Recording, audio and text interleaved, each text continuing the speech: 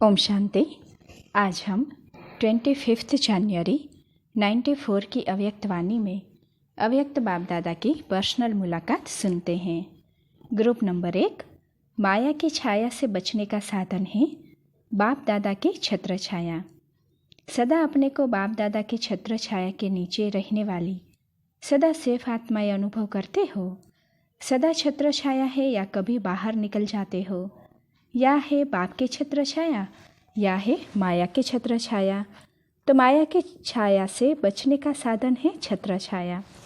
तो छत्र छाया में रहने वाले कितने खुश रहेंगे, क्योंकि बेफिक्र बादशाह हो गए ना। फिक्र है तो खुशी गुम है। कभी भी देखो खुशी गुम होती है तो कारण क्या होता है? कोई न कोई चिंता, फिक्र, बोझ खुशी को गुम कर देता है। और खुशी गुम हुई, कमज़ोर हुई तो माया के छाया का प्रभाव बढ़ ही जाता है। कमजोरी माया का आह्वान करती है। जैसे शारीरिक कमजोरी बीमारियों का आह्वान करती है, तो आत्मिक कमजोरी माया का आह्वान करती है। फिर उस छाया से निकलने में कितनी मेहनत करनी पड़ती है। अगर माया की छाया स्वप्न में भी पड़ गई तो स्वप्न भी परेशान करेगा। फिर ब्राह्मण से क्षत्रिय बन जाते तो युद्ध करनी पड़ती है। क्षत्रिय जीवन मेहनत का है और ब्राह्मण जीवन खुशी का है। तो क्या पसंद है? कभी कभी युद्ध करनी पड़ती है। युद्ध करना अच्छा लगता है। छोटे से भी व्यर्थ संकल्प की छाया कितनी मेहनत कराती है। इसीलिए सदा बाप के याद की छत्र छाया में रहो। याद ही छत्र छाया है, तो सदा काल के लिए छत्र छाया में रहना आता है, कभी कभी के लिए नहीं। सदा अविनाशी बाप है ना, तो वर्षा भी सदा का लेना है। सदा खुश रहने वाले छत्र छाया अर्थात खुश रहना। बेफिक्र होंगे ना। सब फिक्र बाप को दे दिया कि 1-2 संभाल कर रखा है। क्या करे, कैसे करे, ये शब्द फिक्र के हैं। बेफिक्र के बोल सदा विजय के होते हैं, क्या कैसे के नहीं होते। तो सदा ये याद रखो कि हम सभी बाप की छत्र छाया में रहने वाले हैं, चक्कर लगाने वाले नहीं। संकल्प में भी चक्कर में आए तो चक्कर में आने वाले चकनाचूर हो जाएंगे। आप तो अमर हो ना, अमर हो गए। ये स्मृति सदा ही स्वयं भी बेफिक्र और दूसरों को भी बेफिक्र बनाती रहेगी। सदा खुशी में ये गीत गाते रहेंगे, पाना था वो पा लिया, बच्चा बनना माना पाना। बच्चा बने अर्थात पा लिया। बनारस वाले क्या कमाल कर रहे हैं। बनारस में तो बहुत बड़े बड़े माइक हैं। मंडलेश्वर बहुत है ना, तो कोई महामंडलेश्वर नज़दीक आ रहा है। आपके बदले वो आपकी विशेषता वर्णन करे। अभी तो यहाँ तक आए हैं कि इन्हों का कार्य भी अच्छा है, लेकिन यही अच्छा है यह नहीं कहते। यह भी है, यही है, तब आवाज़ बुलंद होगा। जैसे अभी कहा ना, 24 अवतार में 25 ये भी गिन लो, तो ये क्या हुआ? ये भी है या यही है? यही है, यही है कहे तो इसको कहा जाता है माइक बन आवाज़ फैलाना। तो कोई भी अथॉरिटी वाला अगर अथॉरिटी से बोलता है तो माइक का काम करता है, तो देखेंगे इसमें नंबर कौन लेता है। चारों ओर ये गीत गाने लगे, यही है वो यही है, यह तो होना ही है ना, निश्चित है। सिर्फ निमित्त बन रिपीट करना। अच्छा, राजस्थान के भी जगह जगह से आए हैं। अभी राजस्थान में और घेराव डालो। अभी राजस्थान में बहुत स्थान खाली है। अच्छा, ग्रुप नंबर 2, अधीनता को समाप्त करने के लिए अधिकार के रूहानी नशे में रहो। अपने को सदा बाप के वर्षे के अधिकारी, स्वराज्य अधिकारी और साथ साथ विश्व के राज्य अधिकारी अनुभव करते हो, क्योंकि बाप का वर्षा ही है स्वराज्य और विश्व का राज्य। तो बाप के वर्षे के अधिकारी अर्थात स्वराज्य और विश्व के राज्य अधिकारी, यह विश्व आपके हस्तों पर आएगा। अभी तो अनेकों के हाथ में है ना, इसीलिए विश्व की हलचल में है। कभी यहाँ लुढ़कता है, कभी वहाँ लुढ़कता है। जब आपके हाथ में आ जाएगा तो हलचल खत्म, एक रस रहेगा। याद आता है विश्व पर कितने बार राज्य किया है, अनेक बार किया है, यह अनुभव होता है। बुद्धि के कैमरा में अपने राज्य का चित्र स्पष्ट आता है, या बाप कहता है तो जरूर होगा। ऐसा ही स्पष्ट है जैसे वर्तमान स्पष्ट है, क्योंकि कल ही की तो बात है। कल था, कल आने वाला है। आज स्वराज्य, कल विश्व का राज्य। आज कल की बात है ना। तो अधिकारी आत्मा सदा रूहानी नशे में रहती है, और नशा पुरानी दुनिया सहज भुला देता है। स्थूल नशा सब कुछ भुला देता है ना। वह है अल्पकाल का और यह है सदा काल का। जब अधिकार का नशा रहता है तो नई दुनिया के आगे यह पुरानी दुनिया क्या लगती है? कुछ भी नहीं। पुरानी दुनिया को भूलना मुश्किल नहीं लगता। अधिकारी कभी अधीन नहीं होता, कोई भी बात के अधीन नहीं। जहाँ अधिकार है वहाँ अधीनता नहीं है, और जहाँ अधीनता है वहाँ अधिकार नहीं है। अधिकार भूलता है तब अधीन होते हैं। तो कोई भी वस्तु के, व्यक्ति के, संस्कार के अधीन नहीं होना। माताओं को थोड़ा थोड़ा मोह आता है, साल में 1-2 बारी आता है? नहीं। जब कोई ज़्यादा बीमार होता है तो मोह आता है। पांडवों को क्या आता है? क्रोध नहीं आता, रोब आता है। बाप मिला, सब कुछ मिला, तो यह हद की बातें कुछ भी नहीं लगती है। छोड़ना नहीं पड़ता, लेकिन स्वतः ही छूट जाती है। मेहनत नहीं करनी पड़ती है। अच्छा, ये वैरायटी ग्रुप है, रंग बिरंग में वैरायटी फूलों का गुलदस्ता अच्छा है, लेकिन इस समय सब कहाँ के हो? इस समय मधुबन निवासी हो या अपने अपने स्थान याद है? इस समय सब एक हो। मधुबन निवासी बनने में मज़ा आता है ना? मज़ा आता है तो क्यों जाते हो? कहो, सेवा के लिए जाते हैं। मधुबन प्यारा है, लेकिन सेवा भी प्यारी है। तो कहाँ भी रहते यह स्मृति में सदा रहे कि सेवा अर्थ है। हिसाब किताब के अर्थ नहीं, सेवा अर्थ। ब्राह्मण अर्थात सेवाधारी। सेवा में मजा है ना। घर समझेंगे तो बंधन है, सेवा स्थान समझेंगे तो खुशी है। जा भी रहे हैं तो सेवा अर्थ जा रहे हैं, हिसाब किताब अर्थ नहीं जा रहे हैं। अच्छा, ग्रुप नंबर 3, होली हंस बनने का साधन, मन बुद्धि की स्वच्छता और ज्ञान रत्नों की धारणा। सदा होली हंस बन गए ऐसा अनुभव करते हो। होली हंस हो ना। तो हंस क्या करता है? हंस का काम क्या होता है? मोती चुगना, और दूसरा दूध और पानी को अलग करना। एक है ज्ञान रत्न चुगना अर्थात धारण करना, और दूसरी विशेषता है निर्णय शक्ति की विशेषता। दूध और पानी को अलग करना अर्थात निर्णय शक्ति की विशेषता। जिसमें निर्णय शक्ति होगी वो कभी भी दूध के बजाय पानी नहीं धारण करेगा।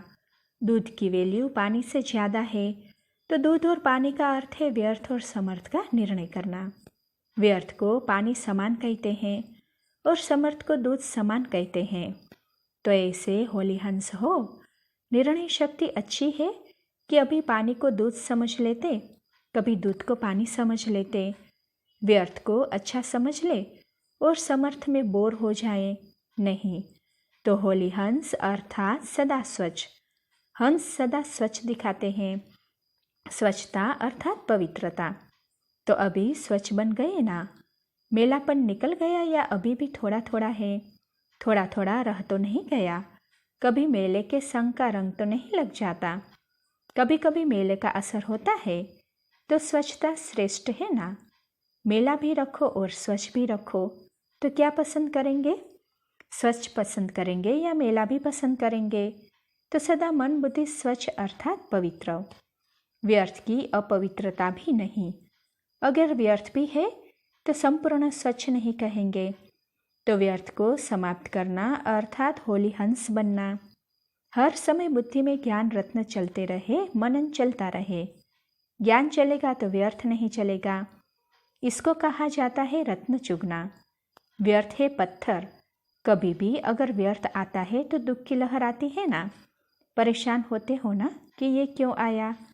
तो पत्थर दुख देता है और रत्न खुशी देता है। अगर किसी के हाथ में रत्न आ जाए तो परेशान होगा या खुश होगा? खुश होगा ना। अगर कोई पत्थर फेंक दे तो दुख होगा। तो बुद्धि द्वारा भी पत्थर ग्रहण नहीं करना, सदा ज्ञान रत्न ग्रहण करना। एक एक रत्न की अनगिनत वैल्यू है। आपके पास कितने रत्न हैं? अनगिनत है ना, रत्नों से भरपूर है, खाली तो नहीं। कभी भी बुद्धि को खाली नहीं रखो, कोई न कोई होमवर्क अपने आप को देते रहो। बुद्धि को होमवर्क में बिजी रखो। रोज़ बाप होमवर्क देता है ना। ये विशेषताएं, वरदान, विशेष धारणाएं क्या है? ये होमवर्क है। होमवर्क करते हो या क्लास में सुना फिर ख़त्म। होमवर्क किस लिए मिलता है? बिजी रहने के लिए। तो माताएं होमवर्क करती है। गोडली स्टूडेंट हो ना, कि घर में जाती हो तो अपने को माता समझती हो। स्टूडेंट का काम क्या होता है? स्टडी। कितना सहज करके देते हैं। तो किस में बिजी रहती हो? पांडव बिजी रहते हो। बिजी रहना अर्थात सेफ रहना। और कितना सहज होमवर्क है, जो सुना वो करना बस। कितनी खुशी है कि होमवर्क देने वाला कौन और कहाँ से आते हैं, कितना दूर से आते हैं। ऊंचे से ऊंचा भगवान शिक्षक बन करके आते हैं। कितने नशे की बात है, सारे कल्प में ऐसा शिक्षक नहीं मिलेगा। तो होमवर्क अच्छी तरह से करना चाहिए ना। अच्छा, ग्रुप नंबर 4, कुसंग और व्यर्थ संग से बचने के लिए सदा ईश्वरीय संग में रहो। सभी अपने को ज्ञान बल और योग बल दोनों में सदा आगे बढ़ने वाले अनुभव करते हो। दुनिया में और अनेक प्रकार के बल है। साइंस का भी बल है, राज्य का भी बल है, भक्ति का भी बल है। लेकिन आप में क्या बल है? ज्ञान बल और योग बल। ये सबसे श्रेष्ठ बल है। तो योग बल में जो बल होता है, शक्ति होती है, वो किस लिए होती है? विजय प्राप्त करने के लिए। जैसे साइंस का बल है तो साइंस का बल अंधकार के ऊपर विजय प्राप्त कर रोशनी कर देता है। ऐसे योग बल सदा के लिए माया पर विजय बनाता है। तो माया जीत बनने का बल है कि कभी हार होती कभी जीत, सदा के विजयी। कभी कभी के विजय को विजय नहीं कहा जाएगा, क्योंकि बाप द्वारा यह ज्ञान बल और योग बल इतना श्रेष्ठ मिला है, जो माया की शक्ति उसके आगे कुछ नहीं है। तो योग बल बड़ा है या माया कभी कभी खेल करने आती है। माया जीत आत्माएं कभी स्वप्न में भी हार नहीं खा सकती, स्वप्न में भी कमजोरी नहीं आ सकती। स्वप्न भी शक्तिशाली, ऐसे बहादुर हो या कभी कभी की छुट्टी दे दी रखी है, सदा के विजयी है। आपके मस्तक पर विजय का तिलक लगा हुआ है ना। नशा है कि विजय हमारा जन्मसिद्ध अधिकार है। तो जन्मसिद्ध अधिकार कभी खो नहीं सकता। सदा ये स्मृति रहे कि विजयी है और सदा विजयी रहेंगे। या सोचते हो पता नहीं रहेंगे या नहीं रहेंगे। कभी ये संकल्प आता है, पता नहीं आगे क्या होगा, पता नहीं माया आ जाए तो, कभी संग का रंग लग जाए तो, ऐसे तो आता है। अगर ऐसा कोई संग मिल जाए तो क्या करेंगे? उसको भी कुसंग से सत्य के संग में लाएंगे, क्योंकि जब तक फाइनल रिजल्ट निकले तब तक पेपर तो आएंगे ही। पेपर का काम है आना और आपका काम है पास विद ऑनर होना। कैसा भी संग खराब हो, लेकिन आपका श्रेष्ठ संग उसके आगे कितना गुना शक्तिशाली है। ईश्वरीय संग के आगे और सब संग कुछ भी नहीं है। सब कमजोर है। खुद कमजोर बनते हो तब उल्टे संग का वार होता है। तो माया जीत अर्थात सिवाय एक बाप के और किसी भी संग के रंग से प्रभावित होने वाले नहीं। इसीलिए सत्संग गाया जाता है।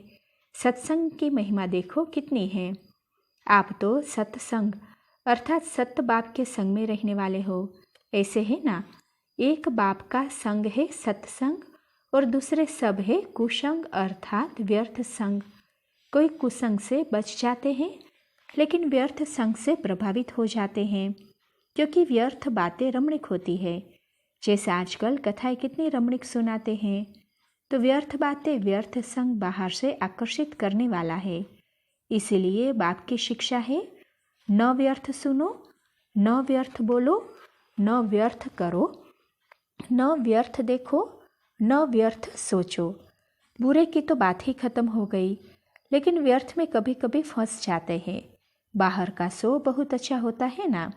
तो सदा के विजयी आत्माएं माया जीत जगत जीत, शक्तियाँ व पांडव ऐसे माया जीत हो, क्योंकि माया भी नए नए रूप से आती है, पुराने रूप से नहीं आती। पुराने के तो जान गए हो ना, तो नए नए रूपों से आएगी। इसमें निर्णय करने की शक्ति चाहिए कि यह माया है या परमात्मा ज्ञान है। तो कितने टाइम में परख सकते हो?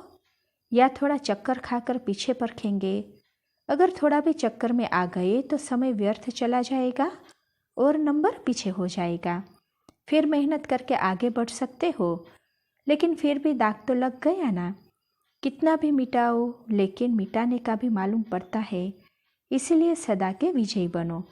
अधिकार है ना, तो अधिकार कोई भी छोड़ता नहीं। सभी को विशेष यह खुशी रहती है ना कि बाप मिला, सब कुछ मिला। मिला है या मिलना है।